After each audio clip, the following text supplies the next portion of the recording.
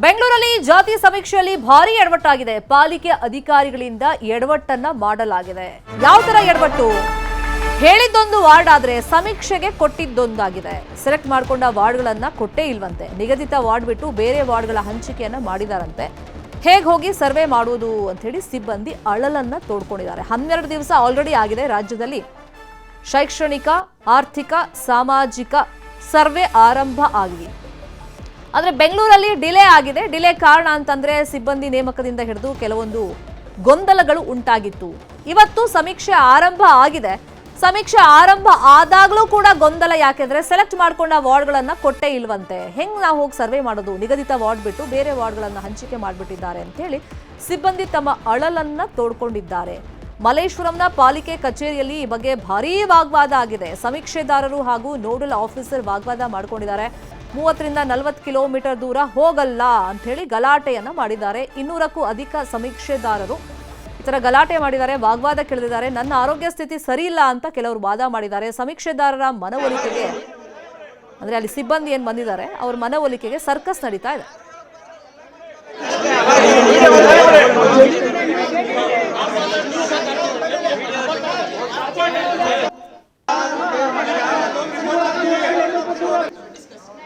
ನಮ್ಮಲ್ಲಿ ಗೊಂದಲ ಇಲ್ಲ ಮೇಡಮ್, ನೀವು ಕ್ಲಿಯರ್ ಆಗಿ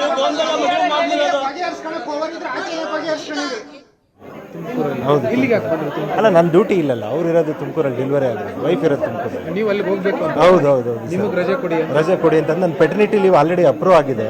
ಸೊ ಇಲಾಖೆಯಲ್ಲಿ ಆಲ್ರೆಡಿ ಅಪ್ರೂವ್ ಮಾಡಿದ್ದಾರೆ. ಸೊ ಅದಕ್ಕೋಸ್ಕರವಾಗಿ ನಮಗೆ ಡ್ಯೂಟಿನ ಎಕ್ಸಾಮ್ಷನ್ ಮಾಡಿ ಅಂತ ಕೇಳ್ತಾ ಇದ್ದಾರೆ. ಅವ್ರ ವೈಫ್ ಇದೆ, ಸಿಸರಿನ್ ಆಗಿದೆ, ಹಾಸ್ಪಿಟಲ್ ಇದ್ದಾರೆ.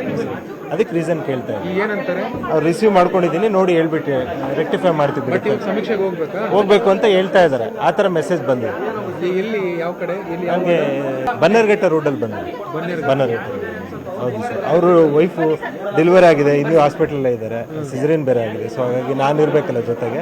ಪೆಟರ್ನಿಟಿ ಲೀವ್ ಆಲ್ರೆಡಿ ಡಿಪಾರ್ಟ್ಮೆಂಟಿಂದ ಅಪ್ರೂವ್ ಆಗಿದೆ. ನಮ್ಮ ಮುಂಚೆನೇ ಇದು ಆರ್ಡರ್ ಬರೋಕ್ಕಿಂತ ಮುಂಚೆ ಅಪ್ರೂವ್ ಆಗಿದೆ. ಸೊ ಅದಕ್ಕೋಸ್ಕರ ಕೇಳ್ತಾ ಇದ್ದೀನಿ, I am on paternity leave, so please exemption ಕೊಡಿ ಅಂತ ಕೇಳ್ತಾ ಇದ್ದೀನಿ. ನಮ್ಮದು ಕಾಲೇಜ್ ಇರೋದು, ನಾವು ಪಾಲಿಟೆಕ್ನಿಕಲ್ಲಿ ನಾಗರಬಾವಿ ಕಾಲೇಜ್ ಇರೋದು. ನಾಗರಬಾವಿಯಿಂದ ನಮಗೆ ಅಕ್ಕಪಕ್ಕ ವಾರ್ಡಲ್ಲಿ 10 ಚಾಯ್ಸ್ ಕೊಟ್ಟಿದ್ರು ಅವರು. ನೀವು ಹಾಕೊಳ್ಳಿ ಅಂತ 10 ಚಾಯ್ಸ್ ಕೊಟ್ಟಿದ್ರು. ನಾವು ಅಕ್ಕಪಕ್ಕದಲ್ಲಿ 10 ವಾರ್ಡ್ ಚಾಯ್ಸ್ ತೊಗೊಂಡಿದ್ದೀವಿ ನಾವು. ಆ ಚಾಯ್ಸ್ ಬಿಟ್ಟು ಇವರು ನಮಗೆ 35 ಕಿಲೋಮೀಟ್ರ್ ದೂರದಲ್ಲಿ ಹಾಕಿದ್ದಾರೆ. ನಾವು 35 ಕಿಲೋಮೀಟ್ರ್ ಟ್ರಾವೆಲ್ ಮಾಡಬೇಕಂದ್ರೆ ಮಿನಿಮಮ್ 2 ಅವರ್ಸ್ ಆಗುತ್ತೆ. ಮಿನಿಮಮ್ ನಾವು ಬೆಳಗ್ಗೆ 8 ಗಂಟೆಗೆ ನಾವು ಮನೆ ಬಿಟ್ಟರೆ 2 ಅವರ್ಸ್ ಅಂದರೆ 10 ಗಂಟೆ ಆಗುತ್ತೆ. ನಾವಲ್ಲಿ ಹೋಗಿ ನಾವು ಮನೆ ಗಣತಿ ಮಾಡಬೇಕು ಅಂತಂದರೆ ಅಲ್ಲಿ ಮನೇಲಿ ಯಾರೂ ಸಿಗೋದಿಲ್ಲ ನಮಗೆ. ನಾವು ರಾತ್ರಿ 10 ಗಂಟೆವರೆಗೂ ಮಾಡೋಕ್ಕಾಗೋದಿಲ್ಲ. ಅಲ್ಲಿ ಮನೇಲಿ ಯಾರೂ ಸಿಗೋದಿಲ್ಲ.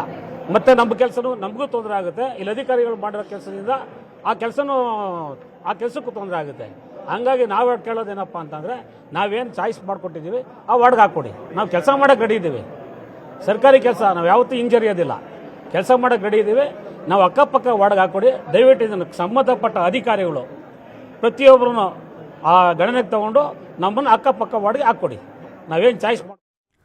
ಇದೇ ವಿಚಾರವಾಗಿ ಇನ್ನಷ್ಟು ಡೀಟೇಲ್ ಆಗಿ ಇನ್ಫಾರ್ಮೇಷನ್ ಕೊಡ್ತಾ ಹೋಗೋದಕ್ಕೆ ನೇರ ಸಂಪರ್ಕದಲ್ಲಿ ಕನೆಕ್ಟ್ ಆಗಿದ್ದಾರೆ ನಮ್ಮ ರಿಪೋರ್ಟರ್ ಆಶಿಕ್ ಮುಲ್ಕಿ. ಆರ್ಥಿಕ, ಶೈಕ್ಷಣಿಕ, ಸಾಮಾಜಿಕ ಸಮೀಕ್ಷೆ ಬೆಂಗಳೂರಲ್ಲಿ ಶುರುವಾಗಿರೋದೇ 12 ದಿನ ತಡವಾಗಿ.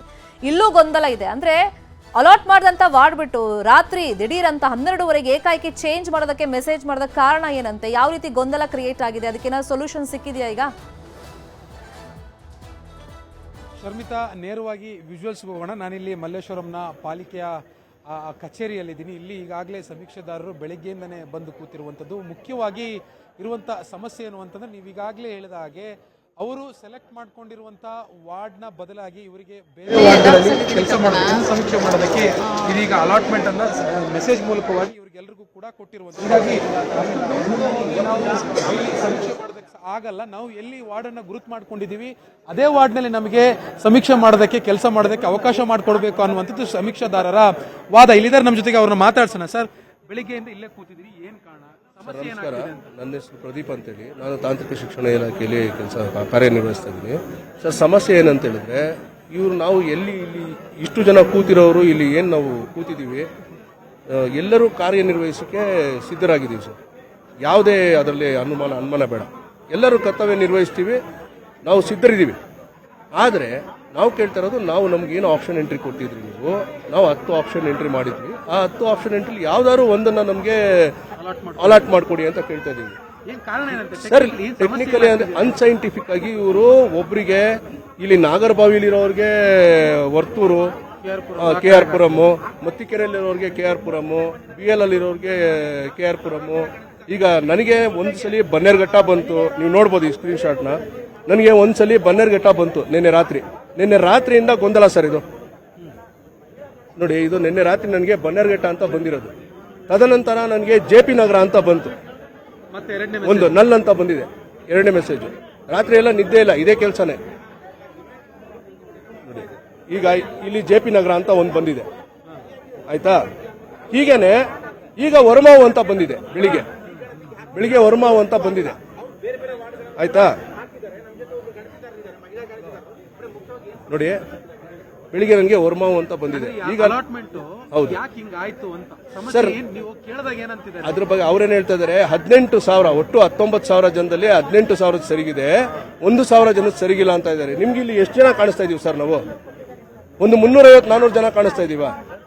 350-400 ಜನ ಒಂದೇ ಇಲ್ಲಿದ್ದಾರೆ. ಈ ತರ ಬೆಂಗಳೂರಲ್ಲಿ ಬೇರೆ ಕಡೆ ಎಲ್ಲೂ ಮಾಡೇ ಇಲ್ವಾ?